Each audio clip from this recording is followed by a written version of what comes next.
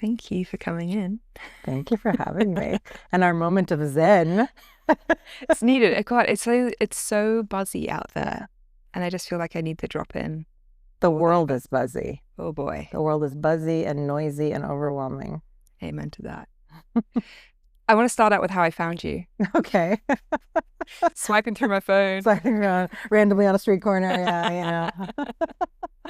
You were on LinkedIn and you were writing about purpose, street corner of the modern day, purpose and joy and all these things. And it stood out like a lighthouse. Hey. Because I've been so used to being on LinkedIn and just seeing, I'm so stoked about my new diploma. I'm so happy that I got the thing. And I think when people are sharing from a place of real authenticity, which is what it appeared from the way that I was seeing what you were sharing, I think it's really powerful today. Really, really powerful. So I want to say thank you for that. Well, thank you for reading and reaching out. I actually love what you shared about this morning about the religion and faith bit. I actually might start on that piece because you have a book which touches on the spirituality, faith as much. Yes. So the book is called the Soul Boom Workbook. It is a follow-on to a book that was written by the actor Rainn Wilson, who played Dwight Schrute on The Office. He wrote this book called Soul Boom about why we need a spiritual revolution. And I helped him with that, with some of the writing of some of the sections and editing of it. And so he came to me and said, hey, I want to do a workbook that actually takes some of the ideas in this book and makes them practical for people. And so we've written this book. It comes out November 4th. And the idea of it is to give people spiritual tools for modern living. There's all this science out there in positive psychology about what's good for us, what's good for our well-being, but there's also a lot in ancient wisdom and ancient spiritual practices that we've thrown out with the religious bathwater. And so how do we give people better tools that are grounded in this ancient spiritual wisdom for living in modern life? So the book goes from everything from exploring your personal idea of God. Is he, what we don't want him to be, which is like a judgmental sky daddy with a beard, right? Or is he something else, right? So how do we explore the idea of God in our modern lives? How do we explore the idea of what's sacred in our modern lives? How do we think about our morals and values through a modern lens? And then even all the way through to how are we engaging with the world? How can we change the world? How can we have a service mindset grounded in truly spiritual and ancient ideas that have a lot of value and wisdom behind them, but we don't often think about them because they're so mired in the heaviness of religion and organized religion that we don't realize that there is maybe some seeds of truth in there that we have stopped paying attention to. And religion is a huge source of meaning in people's lives, and yet we don't. 1 out of 3 Americans now doesn't ascribe to any faith practice whatsoever. And so no wonder we're having a crisis of meaning in the world right now. Have you read this? There's a doc, like a PDF doc that came out called How We Gather a few years ago. I read it and it was just, talking about how, the evolution is like we used to gather and connect in church or whatever, My family's Jewish. I didn't grow up with any sort of identifying with that. But, there's this huge epidemic of disconnection right now. Yeah. And so a lot of these conversations and, some of the stuff that I really resonate with the way that you talk about is, I see it as deeply spiritual, but there's the way that it's dressed up there's a relatability to maybe not having the language around to someone who, if you said God or faith to me 5 years ago, I'd be like, no, crossing the street, stay away, you're crazy. And it's been it's been a personal discovery for me of what that means for me. And I feel like there's so many people now, whether they are aware of it or not, who are seeking for that sense of something. Yeah. So I think the timing of this, of what you're sharing and what you and Rainn are talking about is very timely, whether it's by design or not. I mean, I think it is a little bit by design in that, when I look at the world, and I talk about this, I do quite a bit of keynote speaking. And one of the things that I talk about in setting up why I like to talk about joy and purpose and positive psychology is I talk about the fact that I think that there's kind of 3 new pandemics that we're facing, 3 new crises we're facing in the world today. one of which is rising distrust and isolating technologies. The second one is the proliferation of doom and misinformation. And the third is the crisis of meaning. And when I talk about meaning, I refer to kind of the Pew Research Center, which has studied where do Americans get their source of meaning. And it's always faith and family, work and career, faith and religion. Those are the three. Those are the three big ones that we get sources of meaning from. Well, we're super disconnected and lonely now. We're isolated from our family and friends more than ever. So we're not getting as much meaning from that category.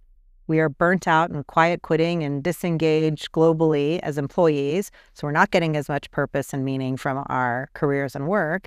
And then 1 out of 3 Americans no longer belongs to any kind of faith practice. So we don't have a sense of something spiritual or just being connected to something bigger than us. And so we don't have that third bucket either. So as a people around the world, we're facing a crisis of meaning.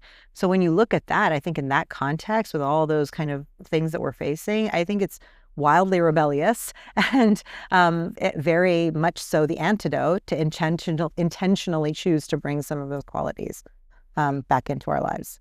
Yeah, I mean, we're in Venice, so everyone, have you been to the Mudwater space yet? I have. But like that kind of ethos and what we're surrounded by and all these ice baths and biohacking and all the things and no shade on that at all. But there's definitely, it is a revolution of sorts. You know, people are having this deeper, you know, whether it comes through plant medicine, which a lot of people are having now. Yeah. A lot of people are exploring, and it is exposing them to something bigger.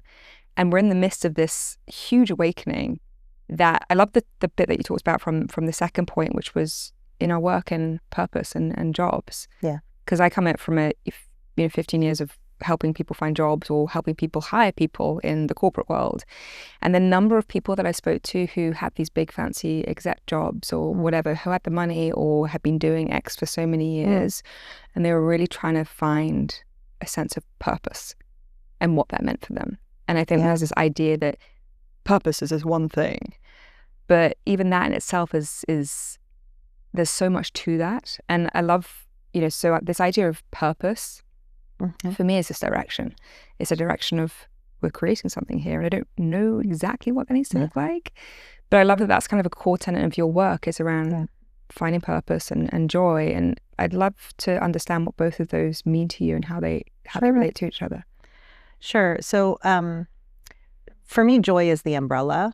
And when I talk about joy, I'm talking about positive psychology, right? So I have a certification in positive psychology. It's a field, a subset of kind of the general psychological space that says, hey, lots of people have things going wrong with them, and psychologists study that. But there's also people who have a lot going right in their brains, and they respond very differently when they're faced with challenging circumstances. And so there's a whole field of study trying to figure out what's working in those people's brains. And that's really the field of positive psychology. And it's everything from eating well, plant-based, sleeping well, exercise, and all the normal things we think of, all the way through to having a service mindset, seeking beauty in the world, not Ulta Sephora beauty, but like, you know, gorgeous sunsets and Grand Canyons and star-filled skies beauty, right? So seeking beauty in the world, having purpose and meaning, right? And so to me, joy is the ultimate expression of human flourishing. It is our brains operating at their most effective and instilling us with tools with which to navigate this very hard and messy life that we all have to live. And so for me, that's the umbrella. Meaning and purpose is kind of a subset of that, because what a lot of positive psychologists will tell you is that having a sense of purpose, ascribing meaning to your life, is wildly important for us. It gives us a sense of direction. It gives us a why to why we make the decisions we do and the what behind things. And I think it's twofold. So I've always said meaning is the why, purpose is the what, right? So what's the why that you're doing things? That's what gives you meaning in life. And then the purpose is the things that are the goals, the directions that get you to fulfilling that why. I'm a big fan of Viktor Frankl's work. So Viktor Frankl wrote Man's First Search for Meaning, and Holocaust survivor who literally saw a bunch of people lose everything and still continue to thrive after the Holocaust, and a bunch of people who lost everything and really they drowned in the sadness and the aftermath of that. And he was like, why? Why is it that some people were able to lose everything and thrive, and others lost everything and couldn't? move past that. And what he essentially, his thesis is that everything can be taken from man except their attitude, right? And the meaning that we ascribe to the suffering we experience can be the difference between how we move through that suffering and move past that pain and get past it. And I think meaning, like truly having a deep sense of what is the meaning of my life, what am I here to do, what fulfills me and allows me to flourish, having a deep sense of that meaning is wildly good for our well-being. And then all the rest of it falls into place. Like, it doesn't matter then what job you have, what title you have, what career you're pursuing. Your work gives you a sense of purpose because you're moving towards that meaning. Yeah. And I think it's a subset of positive psychology, but I genuinely believe that we are experiencing a crisis of meaning in this country and in the world, frankly. I love, yeah. I mean, there's so much that you touched on there. One of the I guess the explorations for this, and maybe this is where it turns into, is having hit my own bottom with my friend who passed away like 5 years ago. I went to see a therapist. I didn't have a therapist at the time, but I went to see a therapist, someone that I found on my insurance, and I came out of that session feeling worse than I don't think it was just like an intake questionnaire for an hour. At no point did she say, "Are you okay?" And and granted that was one therapist, and I know there's a lot of other alternatives, and I've been on this journey of self-discovery. But if I look at, the corporate world, for example, which is, one section of our entire lives. Yeah. And especially in environments where you're working for other people, we have this idea around mental health. And I look at what all these companies, after the pandemic or whatever, during, started to see a lot more budget allocation towards mental health, which is great. And then I have seen no improvement, mainly because the companies don't know how to. I think the mental health industry, as we know it, it doesn't have the understanding, and maybe that's my very blunt assumption. But I got convinced through my own, journey of navigating hard things and then finding meaning in them and going through it. I was like, oh wait, this idea of how I find joy in my life and meaning in my life has nothing to do with what I've been told by these, mental health industries. Yeah. And so this really became my mission, my goal. It's like, wait, it's helping people find a sense of purpose. And for myself, it's also a sense of creativity. And the more people I speak to who are working in this world, they have these similar beliefs. They kind of arrive at this similar place. Because you've had a corporate career, yes. As I want to say a chunky corporate career, but did you always have this perspective throughout working that, or did something shift within that?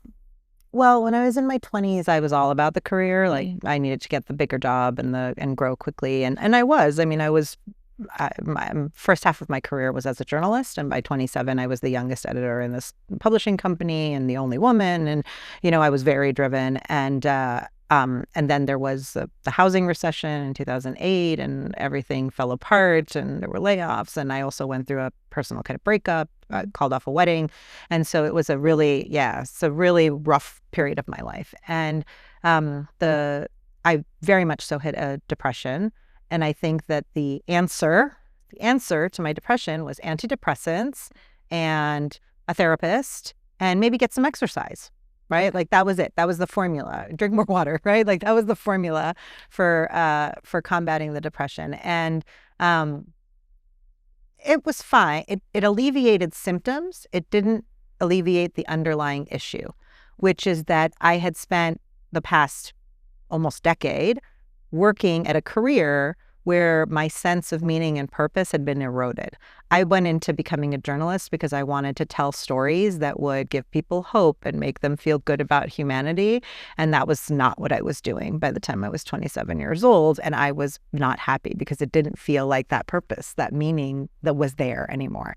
And so I, through a series of crazy circumstances, ended up building a company called SoulPancake. And that company was all about uplifting people and giving them hope and letting them see the light in the darkness. And it felt so much so true to what I believed about the world and gave me so much purpose in my life and fit into what I believed the meaning of life was, right? So all the antidepressants and drinking water in the world was not going to fulfill this deep-seated, deep-rooted need for purpose living itself out in my life.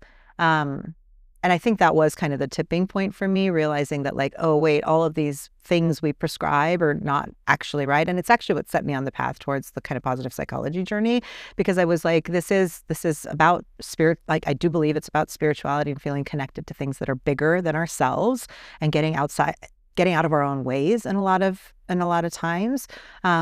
And secondly, how do you get people to think differently about the role of meaning, the role of relationships, how important relationships and community and connection are to our well-being in a world that is seeking to isolate us from each other, like how important that is. And so as I was going down that path, it just became very clear to me that mental health is having a moment. And I'm so glad it's having a moment because, I grew up in a immigrant household, and you say you want to go to therapy and my mom is like, why? There's nothing wrong with you. You just smile. You're fine. Like you don't talk about therapy or mental health. So like the fact that it's having a moment, that corporate entities are putting mental health days and really trying to invest dollars in them, like fantastic. I love it. That's amazing and so great. And I'm so glad that that's happening. I don't know that it's more than a surface level kind of itch to what's really happening for people, and how you have to attack depression and mental health from more than just, I need a rest or a break or some meditation, right? Like it is so much more deeply seated as a society. Yeah. And we are not digging into those multifaceted ways to actually think about it. And in fact, I just saw in The Guardian that of the top 100 videos on TikTok with mental health information, more than 90% are inaccurate in the information that they have. Like it's complete misinformation. But the top 100 videos on TikTok that have mental health information on them, The Guardian was reporting that like almost all of them are just wrong. So we're all unwell, seeking information online, and the information's wrong as well. Dr. Chat. What do I do, TikTok? Yeah, exactly. It's so, I guess on the one hand, I mean, it kind of is how, I guess you could say SoulPancake is, you can see the world through pain and misery and all the suffering, and that's not denying that it exists, but there is a positive lens to always see through everything. Yes, and that's sometimes hard to digest, because I'm not saying that bad, painful things don't happen. And bad, painful things happen all the time. Yeah. And actually at SoulPancake, we were really intentional about saying this is not about being positive. This is very much so about acknowledging the human experience. And the human experience has deep lows and raging highs. That is the experience of a human life. What we are trying to do is find beauty in all of it. Yeah. Right?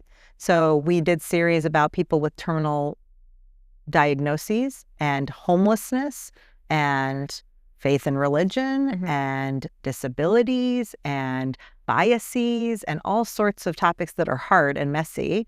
But divorce, I mean, we tackled some really hard stuff. And it was about, how do you find the beauty of the experience? What's the meaning that experience gives people? Because that's where the growth is. That's where the stuff of life is, Life is not just rose-colored glasses, nor is it living in the depths of despair. It's all of it all at once. Yeah. And it's, how do you find the beauty and the meaning in all of that? Everything, everywhere, all at once. Everything, all so much. Even in this, as I'm recording this series now, there's been a discovery of, purpose and creativity and meaning in my own life in the last few years. And for me, that's, okay, I was at this really dark, depressive place where I wanted to not be here. And I now have so much joy and I love my life so much. And that's taken time. Okay. And so that, I'm very happy. Thank you. Me too. Those journeys are so hard and so fun. But then when you get on the other side of them, you're like, well, that was a thing I lived through. Yeah. Well, to your point about service, it's like, that's now become my meaning, is like, why would I not want the meaning of my life to be to help others with that? Yeah.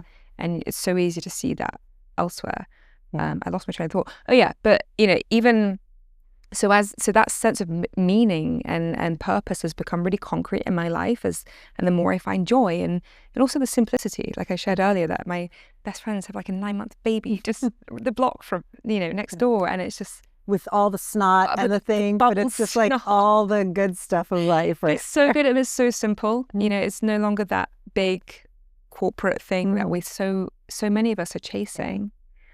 But it's and I went through that kind of as a second round. You did?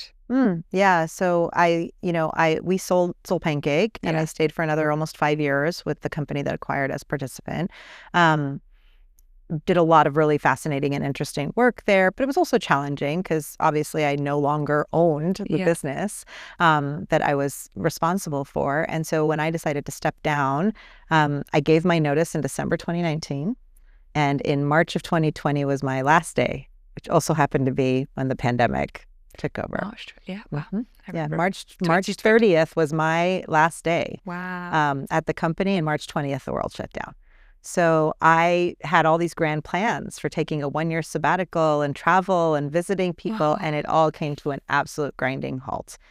And then I still said, okay, fine. You know what? The world is on a sabbatical right now. So it's okay. I'm still going to take my 1 year off and just try to rest. Hardest thing I've ever done in my life, because being a go, go, go person and highly ambitious, it was really hard to actually rest. I didn't know for the first 4 months what to do with myself. I was losing my mind. I was so insane. It took months to finally get to a point where I could just get my body to rest and be okay with that and be like, oh, actually, I do actually need this. You do need moments of reset and reflection. So then when I came out of that sabbatical, I was determined to get the next big job, right? I was a woman in my 40s, peak earning years. Like, I'm ready to run the next big studio. Like, let me get out there. I had dozens of calls that went nowhere, and I ended up working with recruiters and went down the road on 7 roles over the course of 2 years, where I did 5, 6, 7, 8, 9 rounds of interviews for very senior level roles in media and entertainment, and ended up being a finalist and not getting the job 7 times in 2 years. Oof. And by the end of that, it was hard. I was definitely feeling low. I was starting to feel unhireable. I was like, what is happening? I mean, I've never thought I had a huge ego, but like, I built a pretty cool business. I sold it. Like, I can run a team. I can set a vision. I don't understand why I'm not getting these roles. And I kind of came to the determination that rejection is God's protection. Rejection is the universe's protection, whatever you want to call it. And even though it was really hard, I made that my mantra for the next 6 months and stopped taking recruiter calls, stopped interviewing, and said, I'm just going to bet on myself and see what happens. And I started doing consulting work and independent producing, and I've cobbled together a nice little kind of income and business for myself in the last year and a half. But I think the hardest part has been the disconnect with what I thought this chapter of my life was going to look like and what it's actually starting to look like. It's so different. And being someone who's driven and ambitious and was like, okay, what's the next step on the career? How do I best I know what my purpose in life is. I know what gives me meaning. Like, how do I bring that to life in the next chapter? And it not looking at all like what I thought it was going to look like has been wildly humbling, but also really hard to navigate, because it just felt like, oh, wait, maybe the thing that who I am and what I believe about the world and what I offer, maybe the world doesn't want that or need that right now. And it was a little bit of a like, what's my place right now in the world, and feeling a little bit lost. So it is hard. It doesn't, it's not like, okay, figured it out. Got to make sure I'm living within my meaning and purpose. And then the rest of your life just rolls out red carpet. Like, unfortunately. It gets bigger. Like, that's the thing. Like, that's kind of what I'm experiencing now, is like this idea of what I think is concrete in me, but then life's getting bigger. And then it's like, oh, okay, but now I'm going to freak out because I don't deserve this and all these things. But you just touched upon something which I think is this whole seed of revolution that is happening, that is calling people, is like, we thought we were supposed to do life a certain way. If we look at our parents' generation, get a good job, have a good job for life, get a good mortgage, buy the house, kids, do the things. Yeah, you're married by 30, kids by 32, you're off to the races. Yeah. Retired, then you're golden age, done. Living on the cruise ships, yep. And if you look at, teenagers and 20-year-olds and 30-year-olds and this generation coming through, and we look at that idea, that doesn't seem practical anymore. Yeah. Mm-hmm. And so this whole... Actually, Mel Robbins has a great podcast episode about this. Oh, is she? So Mel Robbins has a podcast episode where it's just her. She has no guest. And she's talking about, the title is, If You Feel Behind in Life, Listen to This. And it is a fascinating exploration of what it used to look like 40 years ago to be 20, 30, 40, 50, 60, and what it looks like today to be those ages. And you truly listen to it and you're like, oh, right, very different world we're living in. Every trajectory is wrong that we've been told and is very different from what is the reality of what we live in today. And so we have that as a backdrop, and then you have people who are like coming to terms with it, because I think life does give you a set of circumstances, which in your case was, yeah, you were 2 years of rejection. 2 years of rejection, and then the one previously in the end of your 20s when it was, life falling apart, and I had my own life falling apart. I think that was given to me by a higher power of sorts. Of like, we're going to get your attention now because there's some things that you need to do in the world, and we're going to wake you up so that you listen. And I think that's happening for a lot of people in some way, shape, or form. And on the back end of that, that's like, cool, there's this like big bang of creativity that's like being born on the planet right now, which is hitting people with this huge sense of lostness. Because I love that. That was the feeling. And I think I feel like so many people are lost at sea right now. Just what are we supposed to do? And now AI is taking our jobs and like economy and politics and right. Which is why I think tying your purpose or meaning to your career or job is a big mistake. Because jobs change, AI comes in, companies end. Like, you can't tie a deep sense of purpose or meaning in your life to a job or a career, because it's a recipe for disaster. So what do you do instead? I just think you have to find different ways to live it out. I mean, I believe my purpose in life is to tell stories that give people hope, right? I genuinely believe that's my purpose in life. And I think meaning comes from service. I do think that the meaning of life is to serve other people and to show incredible compassion. And that's where you get the most fulfillment and joy. And so if I marry those two things, then I'm telling stories that, have compassion at their core. And my work is my service, right? And so whether I'm working a big corporate job, or I'm making an independent documentary, or I'm sitting on a podcast talking about this subject, that to me is living my meaning and my purpose. It's not tied to any one job or career. For some, it's, my purpose in life or what gives me meaning is making people laugh. You don't have to be a stand-up comedian to do that, right? You could be a elementary school teacher and use laughter and humor as the way you get through to kids, right? So I think tying it to your job is problematic. It's just finding the thing that makes you feel the most fulfilled and that you feel like you're flourishing when you're doing that thing, and then finding pathways to do it, not tied to a specific job or specific career. I'd love to talk about joy for a second. Sure. Because I'm having this, not to make it all about me, but I am me. It's your podcast. It's my podcast. Well, it's kind of I'm having the experience, which is like I'm bringing something into life, and through that I'm finding meaning and fulfillment. But for my own journey the last few months has really been tapping into joy. Like I have a gratitude practice. I write, and when I'm catching myself in a funk, I'm like, come on, whole. And it's like, and to your point around attitude, like that is what I'm aware of. I can shift up in the day.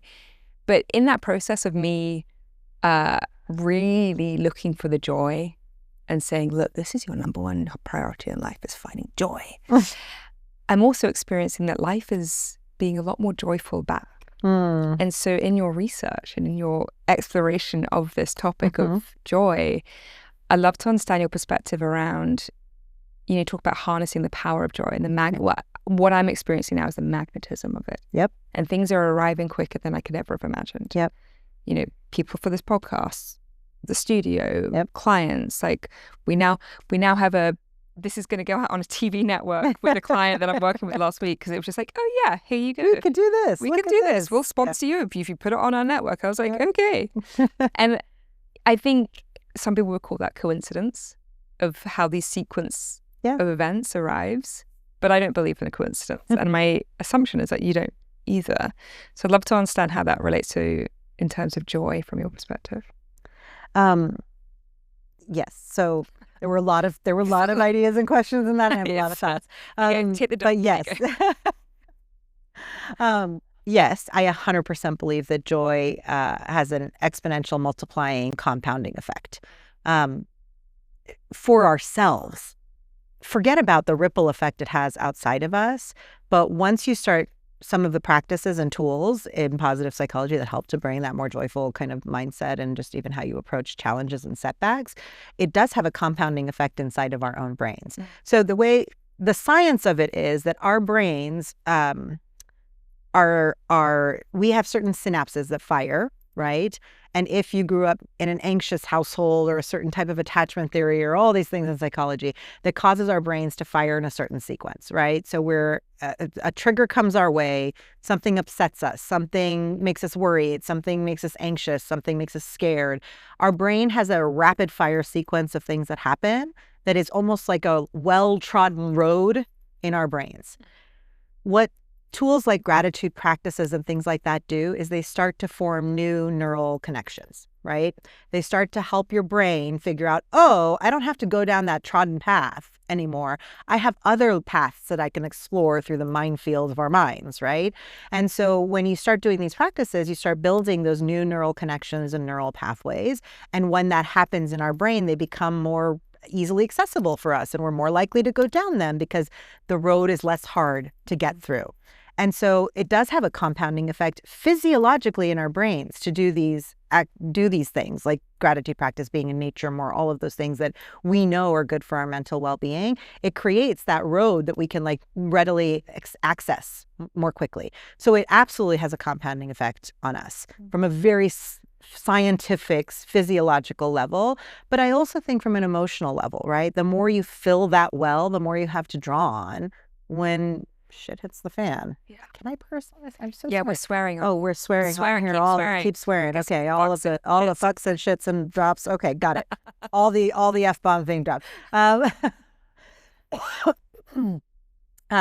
So when shit hits the fan, you've got a well that you can pull from and draw out of. So yes, I fully agree with that.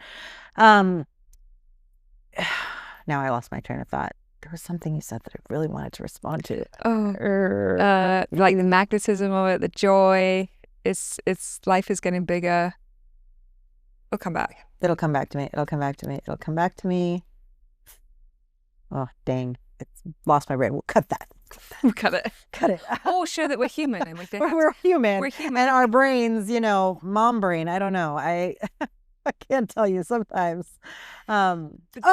I remember what Here it is. There it is. It came back to me. You're welcome, everyone. So you were saying how, the doors are opening and things. Some people say that it's luck. Some people say that it's coincidence. Yeah. Yes. And I do think there is a factor of that, right? But I also, are you familiar with the Oprah? There's like the Oprah, oh my God, what's the word she uses? It's the... Like the yes. No. The Oprah effect. What? The Oprah effect. The Oprah effect. No. She talks about the... It'll come back. See, this is what's happening. It's like I remembered the topic and then I lost the phrase that she uses, which is when you set your intention and you say it out loud. Manifest. But she has a specific phrase for it that I'm not remembering. Fine. We're going to forget the Oprah word for it. But yes, essentially manifesting. That you have to say out loud the things that you want in life because that creates a ripple effect. Yeah. If people don't know what you want or what you need and you don't put your energy out there, there's never going to be a door that opens to that, right?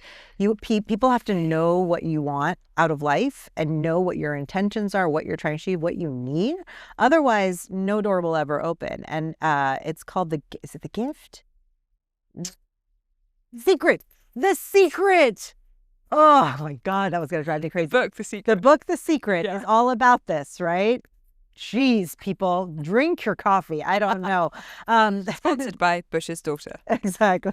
We'll take some money for that. Get that logo on. Yeah, exactly. I pull up my coffee cup. I read The Secret, but it's yes. Yeah, but all what she talks about there is literally just you have to give what you want it has to have a role in your life and it has to play a purpose, because otherwise no door is going to open. If we just hold everything inside and we say, oh, this is what I want out of life, this is what I hope for, this is what I dream about, this is what I need, nobody ever knows, no door is ever going to open. So you can call it luck and you can call it coincidence, but also you said out loud to your client, I need a sponsor because this is what I need to do with this resources and this is what I'm looking to create with this podcast. And your sponsor said, hey, we might be able to do that. We may be able to give you exactly what you're looking for. But if you didn't say that, are they ever going to raise their hand and be like, hey, by the way, I heard through the grapevine you're doing a podcast. Would you need some resources for that? No. It's this kind of cheeky, I have this like cheeky, it feels cheeky to me, but I am now, it is a secret, which I'm telling people about because I just ask for what I need. Yeah. And I put it out there. Like, and I write a Substack kind of every other week and I say what I need. Yeah. And then it arrives. Or I said out loud, I want a space to have, podcast studio, whatever. And I ask people for help. That's the thing which I'm not afraid to do now, is ask for help. And I think there's this huge, the number of friends or people, if you go on LinkedIn, who like are actively, who would actually ask for help. Yeah. I think there's such an expectation of fear around doing that. Yeah. Culturally. There is. Of course there is, because it's vulnerable. Yeah. Asking for help is vulnerable, and vulnerability is hard because we're super afraid that if we say out loud that we need help or that we're struggling or that we're having a hard time, we're really afraid people are going to be like, whoa, I don't know what to do with that. I don't know how to help you. That was a lot you just put on me. Like, we're really afraid of the lean back, and I've now alienated people because I asked for something, right? Yeah. And so it's hard. It's super vulnerable to ask for help. And unfortunately, you're not going to get that person, that company, whatever it is, that will lean in and be like, oh, hey, like, actually, I might be able to connect the dot here. I might be able to do something. You won't get it unless you're willing to risk the vulnerability. But it is hard because 99% of people are going to ignore it and not see it. And vulnerability is putting something that feels near and dear and sacred to you out in the world.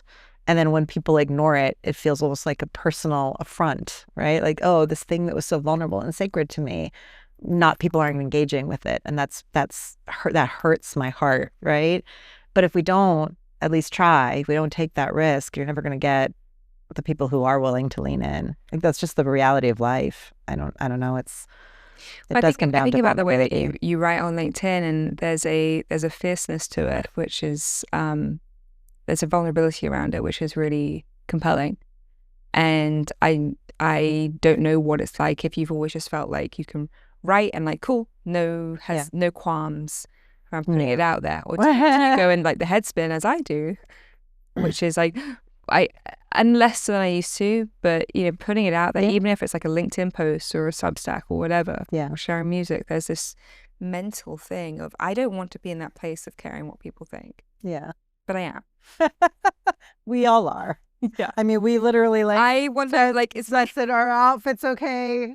Do I need to tuck my jeans in because my brawls are out here? Yeah, exactly. I was like, is my mom pooch like hanging out? Like, I also want to be the person that is so at peace and at ease with all my expressions that you don't care. That I don't care. Yeah, I know. So it's like this edge that's coming up again and again.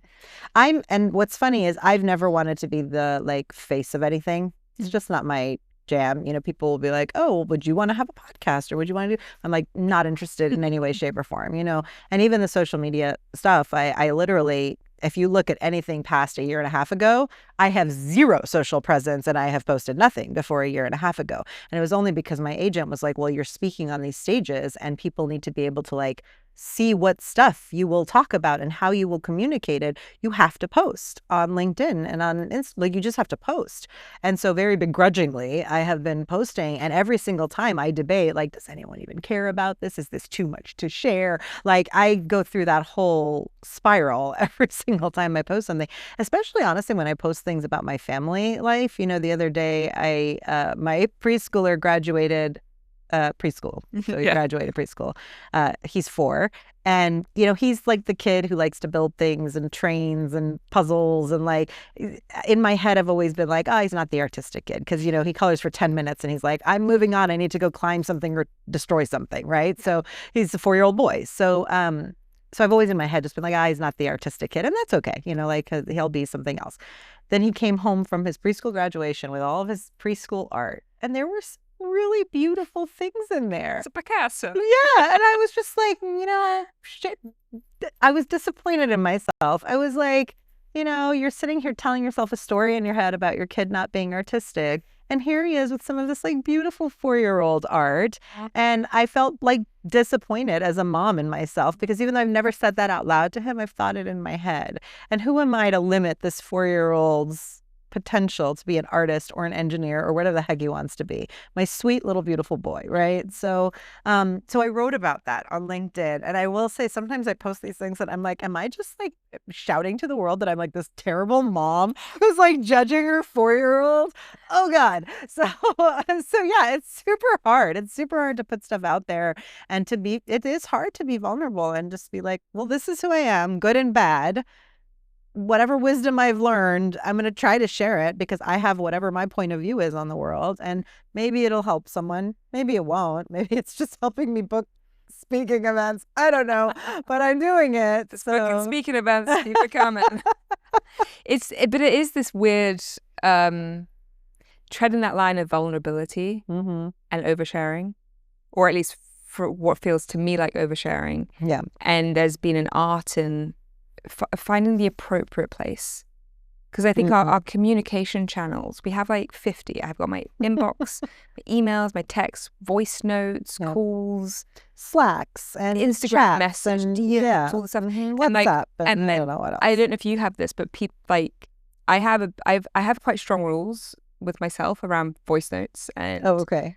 Messages. Are you a pro or a con? I used to be. Yes. I used to be like super into voice notes, and then I got myself into a couple of situations of sending not inappropriate, but kind of inappropriate. This is when I was still using drugs, and I'd be like, "There was a guy that I was obsessed with." Oh boy, I relive it now. But to the point where recenter. I've got my best friend Kate, who I speak to most days. We have a back and forth with voice notes. She's in Florida, so we kind of send a couple minutes. But it's a very mutual exchange where we know each other intimately. So it's reciprocal. Whereas I find that a lot of people, I don't know how I got onto this. Oh, yeah, communication. It's communication channel. Just, communication, yeah. People. How vulnerable you are or not. Exactly. And then I'll get like a random 5-minute voice note from someone I don't know. To me, that's inappropriate. And so I'd be it's a voicemail, like a phone. It's like a phone. It's a voicemail. But like those aren't like 5 minutes long. No. And it's one way. It's like, here's my dump. And I'm going to take on your front doorstep and listen. And I don't listen to them. Yeah, I don't listen to them. So whoever you were, she don't listen. But I think it touches on this idea of like communication. We're so just like swiping and scrolling that our intent around the way that we communicate.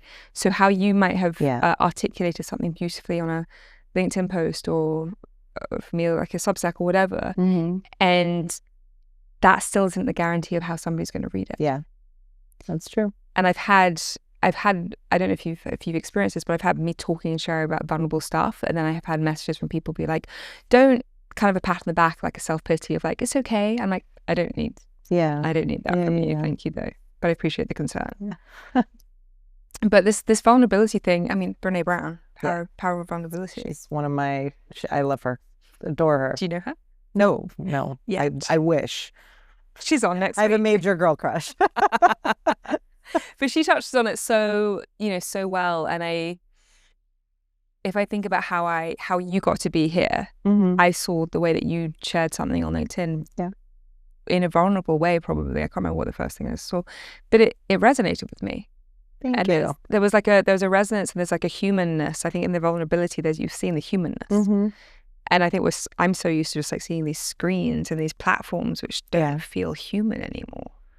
I do all these keynotes, and the subject I get booked the most for is how to harness the power of joy and positive psychology. I have gotten so many people give me advice and say that I need to adjust my talks to be more business oriented, like future of work or improving your leadership or whatever the case may be to grow my keynote speaking business. And I'm like, I don't do the keynotes because I'm like trying to build some kind of wild business around this. I genuinely believe in these ideas, and I believe the world and collectively, our spirits would be better off if we were able to like practice some of these things. And we're facing really big powers and forces externally that are trying to squash our hope and make us cynical and apathetic. Come on, we got to like counteract that. And so it's fascinating to me how many people want you to fit into that formula, that the LinkedIn, like, oh, my business strategy, my leadership, this, my that, like, and I'm just like, that's not the thing that lights me up that I care about. So I'm not going to go out there and talk about all the same things that everyone else is talking about that I don't care about. I don't care about your business strategy. I care if you are a good human who knows how to find beauty in things and to see other people as a soul moving through the world that is worthy of trust and compassion. Like, that's what I care about. So, and it's not like those things don't apply to leadership, but I just don't frame it in that way. And it's wild how many people have given me that advice. I think that's the rebel thing, though. It's if we look at this world that we're told like you have to do and be in a certain way, and yet at the same time we've also just seen that if you be and do things a certain way, like there's nothing you can control, and like this, and so that's this power of being authentic and living in that truth of whatever that means for you. And it's truth is kind of a loaded word, but that's what I'm seeing more and more of. It's the people who I have so many friends who are growing businesses who are like, I don't want to do it by doing the reels, and they find a different outlet, or a different outlet finds them. I was like, how do I do this thing? And then here we go, like a client who has a broadcast thing, like, and this is how we're going to get it out there. And you're like, okay. Well, so I think it's funny. So my friend who passed, his initials were TV, which is what I called him. So I've got his signature on my wrist. TV, television. What vision are we telling in this new world? And it's hope. The message is hope. Yeah. Do you think I agree with that. Hope feels trite? I mean, this is me playing devil's advocate.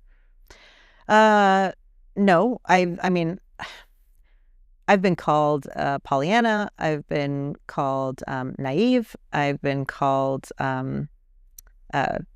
been told that my perspective on life, wanting to spread the ideas of joy and hope and compassion, are trite and naive and a little too Pollyanna. I don't believe that in any way, shape, or form, because we are the world is devoid of hope right now. I think hope is at an all-time low, and yet it is an unlimited resource. There's no limit to how much we can hope. There's no limit. And hope is an emotion that allows you to find the light in the darkness, to push against the door to open it. If we don't have hope, we are immobilized.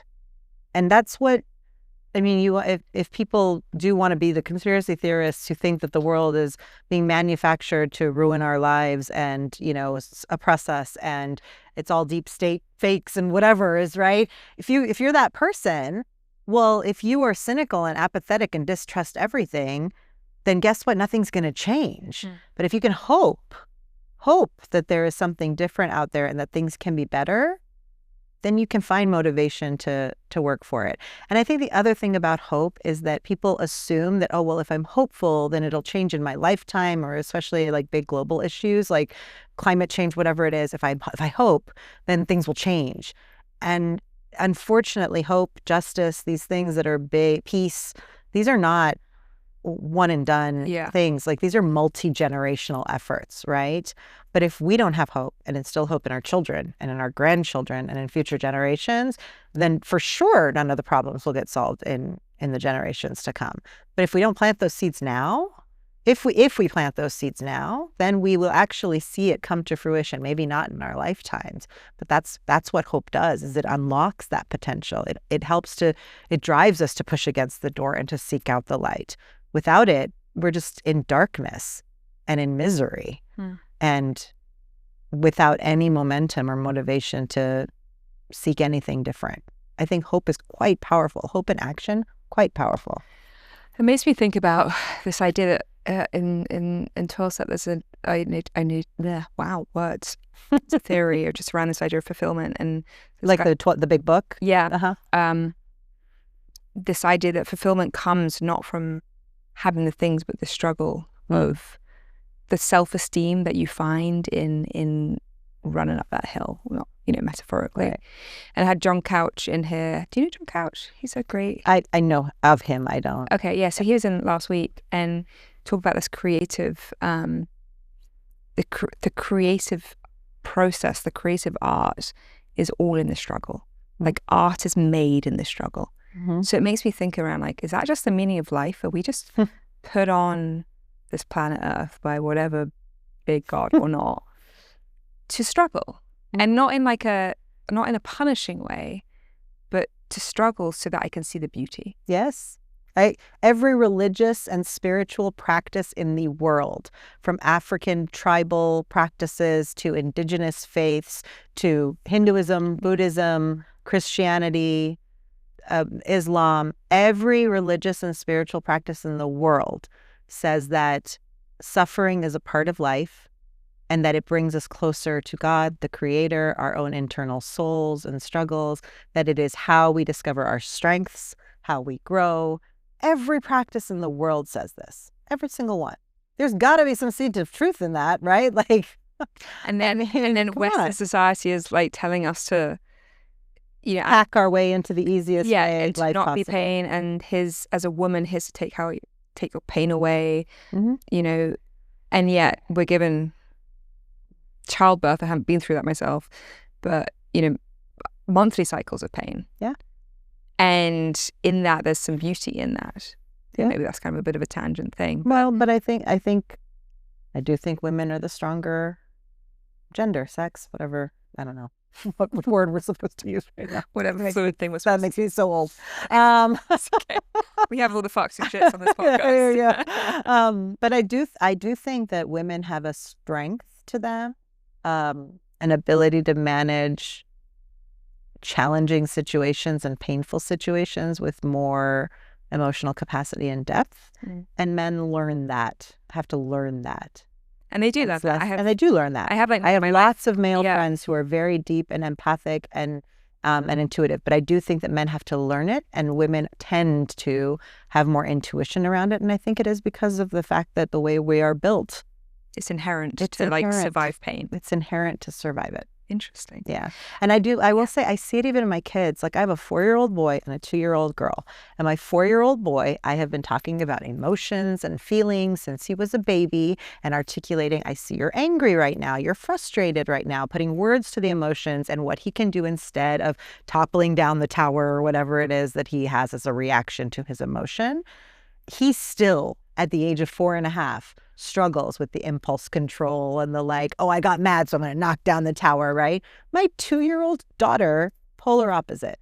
Like, she already intuitively would be like, Mommy, Evie's sad, Evie mad, bye-bye mad. I'm like, yeah, you're mad. It's going to go bye mad. Yeah, being mad is a feeling. Yeah. I know you're mad, and it's okay. Sometimes we're mad, but mad will go away. We'll say bye-bye mad. Mad will go away, right? Because being able to sit with discomfort and sit with uncomfortable feelings is a really important thing as a human being, right? Like, sometimes you cannot just punch or thing you're mad away or you're sad away, right? Like, there's sometimes you just can't do anything about it. You just have to accept that is a feeling you're going to have right now and work through it. And so many people don't learn that skill, but my daughter is way more intuitively in touch with it than my son is. And I'm like, that's fascinating. Raised by the same parents in the same way, same articulation around emotion. And she just naturally has gotten it faster than he has. Well, I also think societally, I think, as I say, whatever gen, which gen's the right gen. But what gen are we talking about? Which gen are we talking about? Z, alpha. But when things aren't allowed to be wrong. Yeah. So if something's wrong, then look at social, very outspoken people.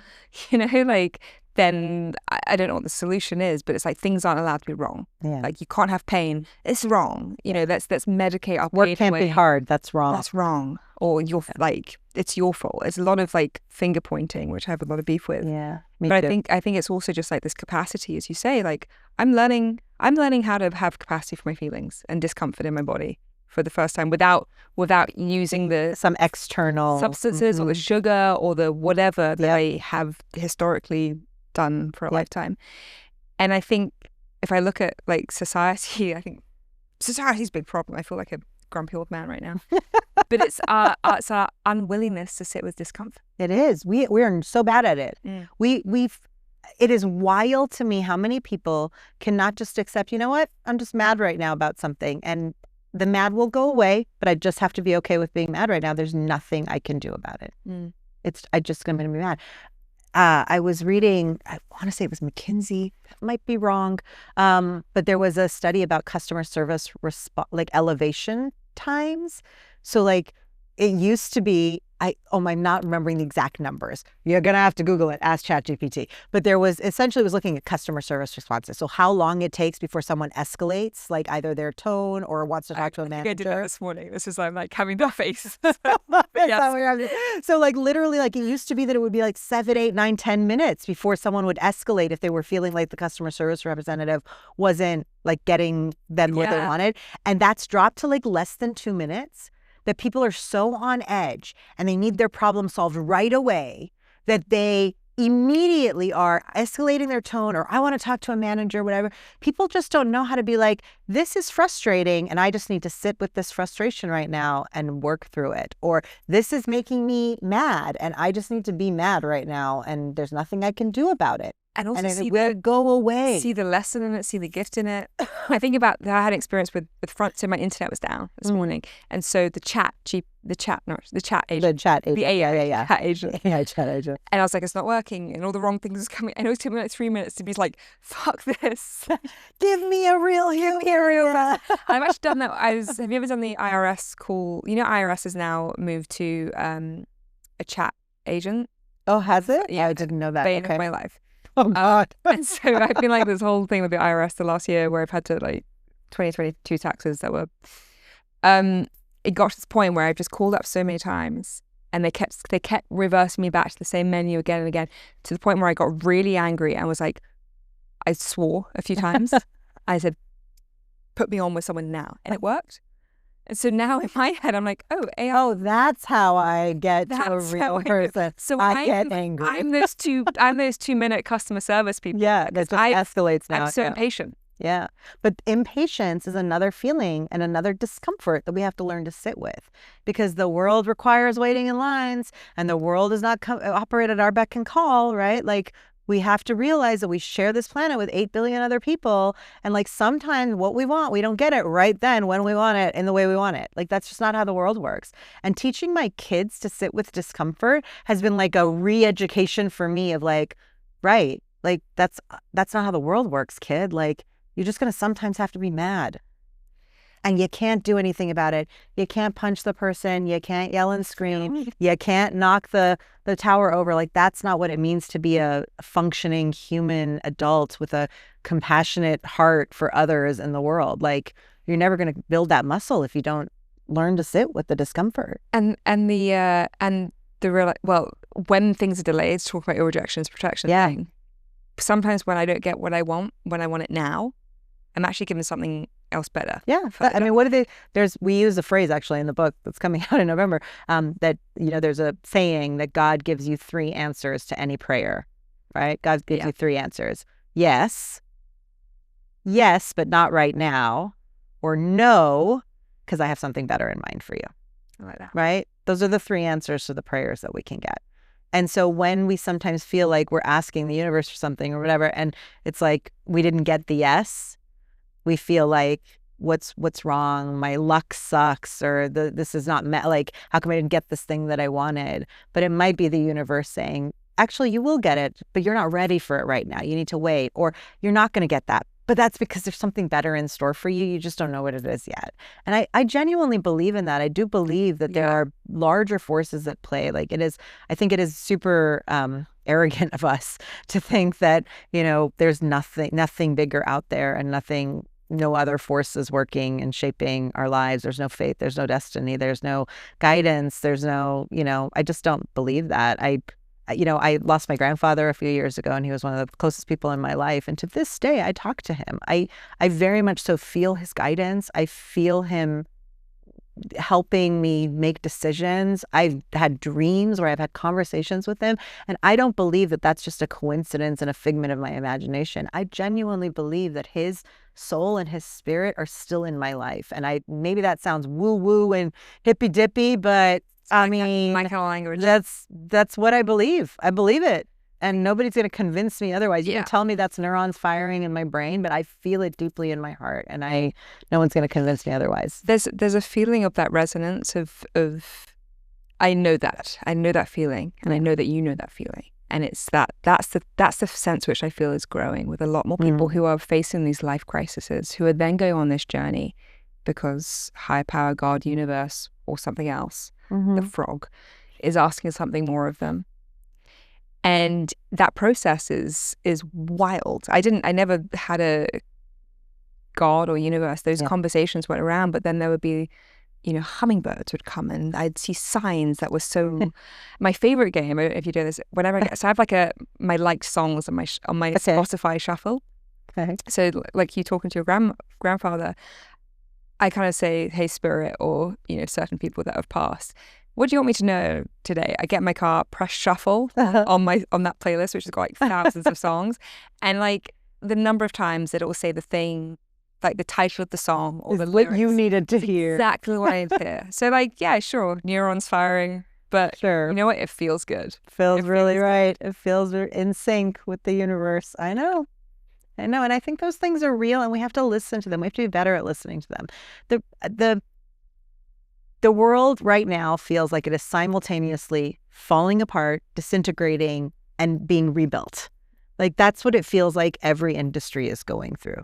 Every industry in the world feels like it's going through that. I specifically live in media and entertainment, and it does very much so feel like the world of media, the world of entertainment, the world of storytelling is simultaneously falling apart, but also finding really fascinating new ways to still connect with people through stories, right? So I think that that's happening in every industry in the world, and I feel like there's a reverberation from that we all have to be paying attention to, because I do think you can feel it kind of at a cellular level, oh, this feels right. This feels like it's moving in the right direction. This feels like it's the right reintegration or rebuilding of whatever broken thing I'm living in. Well, kind of to wrap up that with, I guess, what we were saying earlier, which is, this idea of hope, the message being hope. I've asked people on here what they're hopeful about. And I think there's a rebirth happening. Yes, there's so many, you're familiar with the astrology, Age of Aquarius vibes. There are many different traditions that have prophesied this time, which is basically the crumbling of the old systems and structures, which Capricorn, power in the hands of the few, in controlling the masses. And the Age of Aquarius, which we have stepped into in the last few months, is power back into the hands of the people. And we have all these tools, technology, different systems, but also a connection to our spirituality. Which that feels like the most empowering thing, because I don't know what the world is going to look like today or tomorrow or whatever, but I know I'm going to be okay. And I know I'm going to navigate through that process. So the post I posted today about religion and faith, it's because this woman, Lauren Jackson at the New York Times, is writing this Believing series. And it's a really fascinating series. And one of the things she talks about is the recent, is it Pew or Gallup? I can't remember which research agency it is.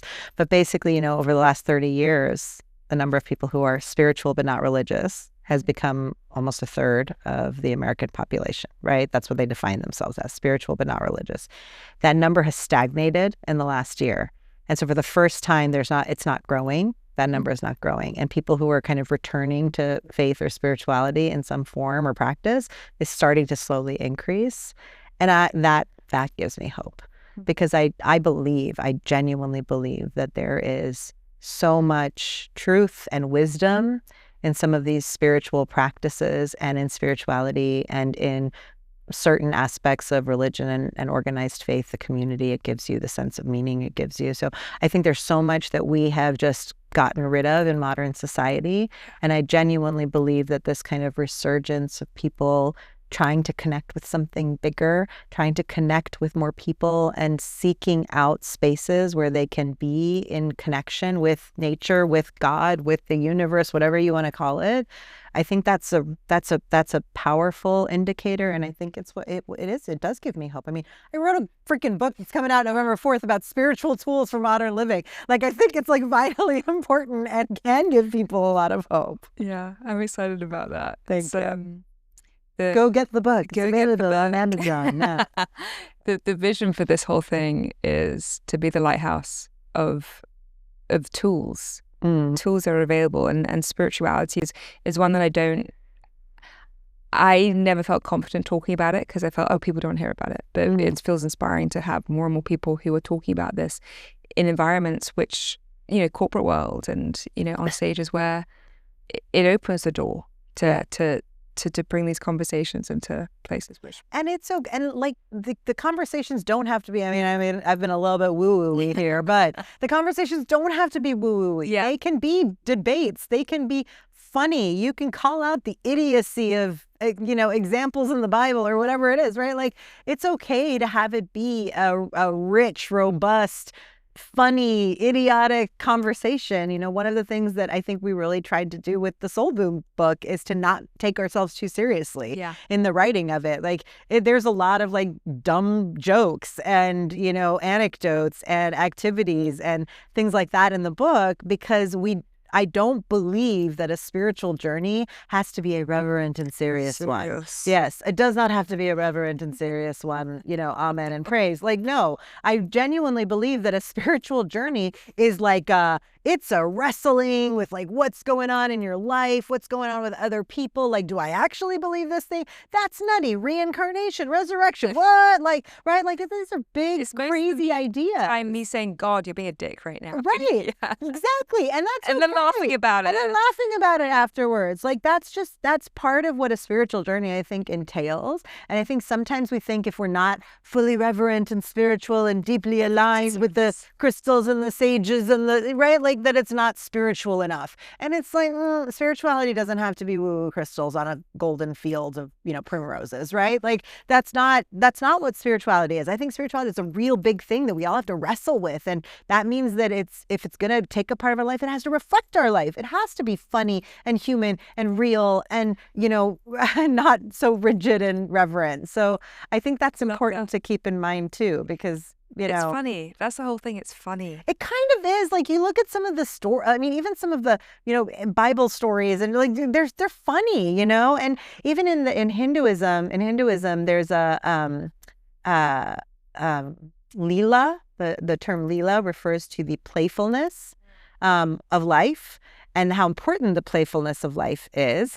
And it even talks about how as a child, Hindu was very, very playful, and like the way that he would be silly and playful, and how important that was to preserve as he got older. And we've forgotten how to play. We've forgotten how to have laughter and light, and everything has to be serious. Every debate is serious. Work so hard. Get the bill. I worked so hard to get the thing. And even in every debate and conversation we have about, I'm probably going to get canceled for this, but whatever. Like, every conversation we have about gender or transgender or this or that, like, it's so serious and so mired and things. And I get that. But sometimes, like, let's crack a joke about it, because humor, comedians, they are the truth tellers of our times. And sometimes we just need to crack a joke and lighten the mood, because people respond so much more when you're not taking yourself so seriously. And you're like, I don't know, man, I could be wrong about all of this. And we're just like little ants on a planet. Like, I might be completely wrong that there's something bigger. And, like, we're just, farting, sex having, alcohol drinking, crazy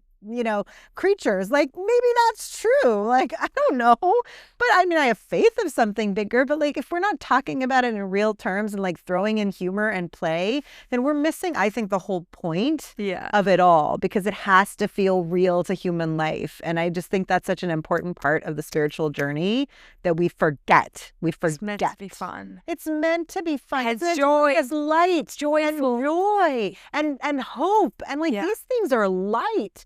these things lift us up. Why on earth are we trying to make them so damn heavy? Well, it's also a tool, because every time I'm in my depressive funk, or I'm in like overthinking and whatever, as soon as I get into the, oh my God, joking, laughing at myself mentality, it's the solution. I'll say two practical things before we wrap up. So the two practical things.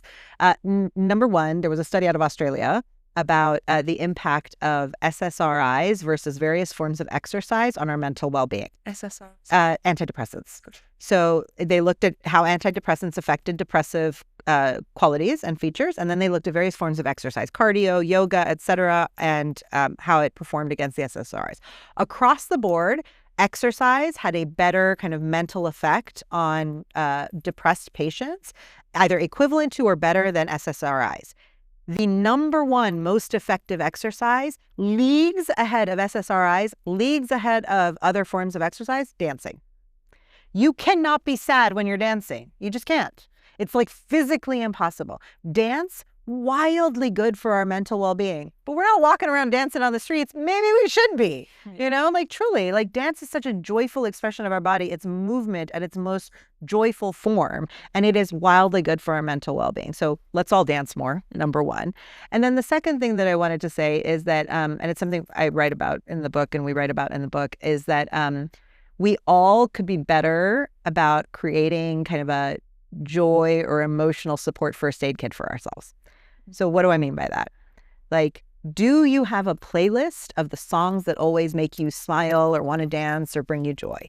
Do you have a photo album on your phone with screenshots of every nice text, email, job review you've ever gotten in life saved in a photo album that you can look at? Do you have the 3 people on your speed dial who you will always call, you know, when you're feeling down? Do you have a YouTube playlist of your favorite stand-up comedy or sitcom scenes or whatever queued up and ready to go? Like, what's your emotional first aid kit that when you're in that low, when you need an immediate pick-me-up and you don't necessarily have the church to go to, or the, like, you know, you've done your Zen yoga practice, you've done your 12 steps, and you haven't done those things, like, have you at the very basic minimum put together an emotional first aid kit for yourself that when you're having difficult moments, that you can look at those screenshots of the nice text that your mom sent or your best friend sent, or that great review your boss gave you, and very quickly remind yourself of how many people value you? Or look at that listen to that playlist of music and be like, I remember that moment that was the best day of my 20s, and this song always takes me back there. Or look at the photos of the people who have loved you and you've loved, that you've put in an album and said, oh, right, there are people that love me. We do not do a good job of arming ourselves with the tools. So I genuinely believe creating kind of an emotional first aid kit for ourselves is a wildly useful tool to start to build the muscle that we need to exercise to remind ourselves to practice these things. Cue up the stand-up comedy routine that always has you in stitches and giggles. Cue it up. We had Erica Rhodes. She was a friend of mine, so she was on here. And yeah, she was great. I mean, just like the seriousness of life. I mean, that's all comics. Yeah. They just take the piss of how serious it is. They really do. I saw a comedic sketch by I think she's Australian, maybe New Zealand, a woman who put her on Facebook Marketplace. She put her mattress up for free on Facebook Marketplace. I saw that. Loved it. Oh my God. I was in stitches, dying. It was good. One of the funniest And the way that she sings about it. There's a, where is bed? Good. Yeah. And you're like, where is it? Yeah. Phone call, missed call. Louise, where is bed? That somehow. I have watched that dozens of times because it always makes me smile and laugh. Like, it is part of my emotional first aid kit. When I'm just having a rough day, I need to be like, where is bed? You know, like, I just, everybody go look this up. I need to go watch this right now.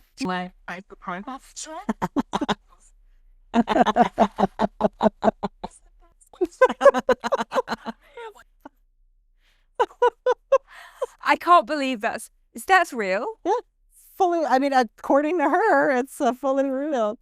Where is bed? Where is bed? Where is bed? It's I enjoyed literally, that. It makes me smile every single time, and it is one of my like go-to pick-me-up videos to watch because it makes me laugh every single time. And sometimes I will literally just be frustrated about something, and in my head I will go, Where is bed? Where is bed? Because it just makes my brain go, right now. You can't get frustrated about this because other people have had some real frustrating situations. Where is bed? Where is bed? Where is bed? Thank you. Yeah, thank you for having me. Thank you so much for having me. It's a good shit.